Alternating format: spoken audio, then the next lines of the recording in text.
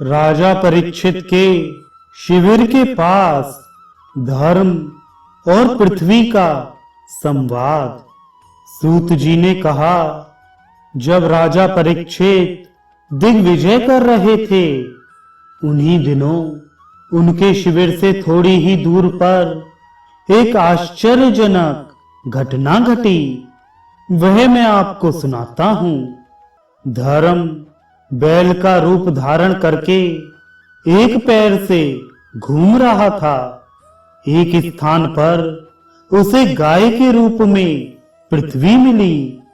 पुत्र की मृत्यु से दुखिनी माता के समान उसके नेत्रों से आंसुओं के झरने झर रहे थे। उसका शरीर श्रीहीन हो गया था। धर्म पृथ्वी से पूछने लगा। धर्म ने कहा, कल्याणी, कुशल से तो हो ना? तुम्हारा मुख कुछ कुछ मलिन हो रहा है। तुम श्रीहीन हो रही हो। मालूम होता है तुम्हारे हृदय में कुछ ना कुछ दुख अवश्य है। क्या तुम्हारा कोई संबंधी दूर देश में चला गया है, जिसके लिए तुम इतनी चिंता कर रही हो? कहीं तुम मेरी तो चिंता नहीं कर रही हो कि अब इसके 3 पैर टूट गए, एक ही पैर रह गया है? संभव है तुम अपने लिए शोक कर रही हो कि अब शूद्र तुम्हारे ऊपर शासन करेंगे। तुम्हें इन देवताओं के लिए भी खेद हो सकता है, जिन्हें अब यज्ञों में आहुति नहीं दी जाती, अथवा उस प्रजा के लिए भी जो वर्षा ना होने के कारण अकाल एवं दुर्भिक्ष से पीड़ित हो रही है। देवी, क्या तुम राक्षस सरीखे मनुष्यों के द्वारा सताई हुई अरक्षित स्त्रियों एवं आर्त बालकों के लिए शोक कर रही हो? संभव है विद्या अब कुकर्मी ब्राह्मणों के चंगुल में पड़ गई है और ब्राह्मण विप्रद्रोही राजाओं की सेवा करने लगे हैं और इसी का तुम्हें दुख हो।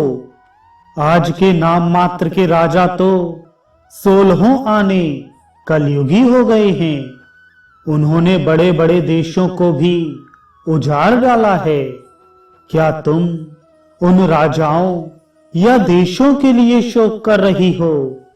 आज की जनता खान पान, वस्त्र, स्नान और स्त्री सहवास आदि में शास्त्रीय नियमों का पालन ना करके स्वेच्छाचार कर रही है। क्या इसके लिए तुम दुखी हो?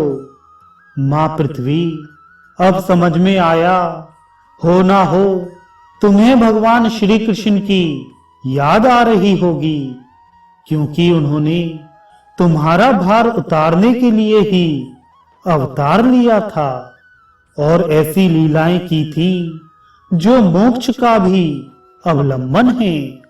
अब उनके लीला संवरण कर लेने पर उनके परित्याग से तुम दुखी हो रही हो।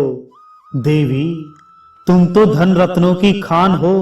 तुम अपने क्लेश का कारण, जिससे तुम इतनी दुर्बल हो गई हो, मुझे बतलाओ। मालूम होता है बड़े बड़े बलवानों को भी हरा देने वाले काल ने देवताओं के द्वारा वंदनीय तुम्हारे सौभाग्य को छीन लिया है। पृथ्वी ने कहा, धर्म, तुम मुझसे जो कुछ पूछ रहे हो वह सब स्वयं जानते हो। जिन भगवान के सहारे तुम सारे संसार को सुख पहुंचाने वाले अपने चारों चरणों से युक्त थे, जिनमें सत्य, पवित्रता, दया, क्षमा, त्याग, संतोष, सरलता, शम, दम, तप, समता, तितिक्षा, उपरति, शास्त्र विचार, ज्ञान, वैराग्य, ऐश्वर्य, वीरता, तेज, बल, स्मृति, स्वतंत्रता, कौशल, कांति, धैर्य, कोमलता, निर्भीकता, विनय, शील, साहस, उत्साह, बल, सौभाग्य, गंभीरता, स्थिरता, आस्तिकता, कीर्ति, गौरव और निरहंकारता, ये 39 अप्राकृत गुण तथा महत्वाकांक्षी पुरुषों के द्वारा वांछनीय शरणागत वत्सलता आदि और भी बहुत से महान गुण उनकी सेवा करने के लिए नित्य निरंतर निवास करते हैं, एक क्षण के लिए भी उनसे अलग नहीं होते। उन्हीं समस्त गुणों के आश्रय सौंदर्य धाम भगवान श्री कृष्ण ने इस समय इस लोक से अपनी लीला संवरण कर ली और यह संसार पापमय कलयुग की कुदृष्टि का शिकार हो गया।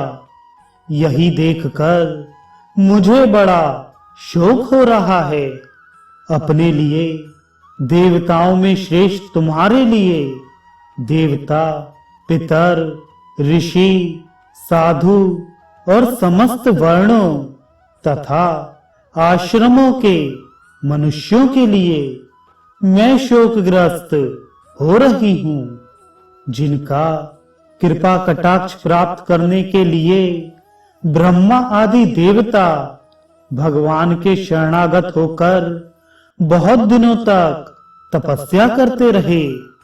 वही लक्ष्मी जी अपने निवास स्थान कमल वन का परित्याग करके बड़े प्रेम से जिनके चरण कमलों की सुभग छत्र छाया का सेवन करती हैं, उन्हीं भगवान के कमल, वज्र, अंकुश, ध्वजा आदि चिन्हों से युक्त श्री चरणों से विभूषित होने के कारण मुझे महान वैभव प्राप्त हुआ था और मेरी तीनों लोकों से बढ़कर शोभा हुई थी।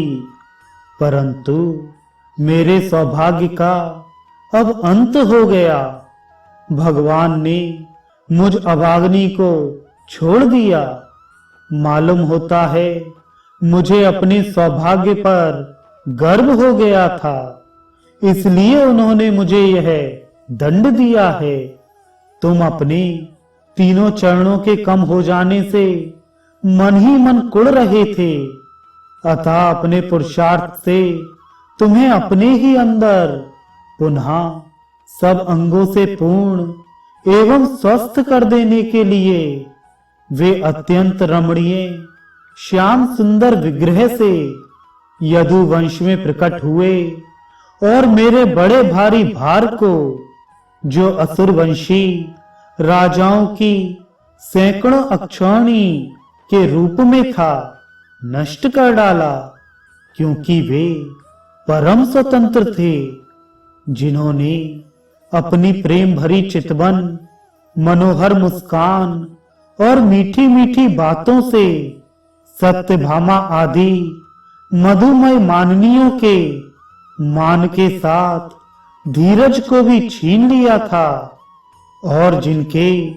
चरण कमलों के स्पर्श से मैं निरंतर आनंद से पुलकित रहती थी, उन पुरुषोत्तम भगवान श्री कृष्ण का विरह भला कौन सह सकती है। धर्म और पृथ्वी इस प्रकार आपस में बातचीत कर ही रहे थे कि उसी समय राज ऋषि परीक्षित पूर्व वाहिनी सरस्वती के तट पर आ पहुंचे।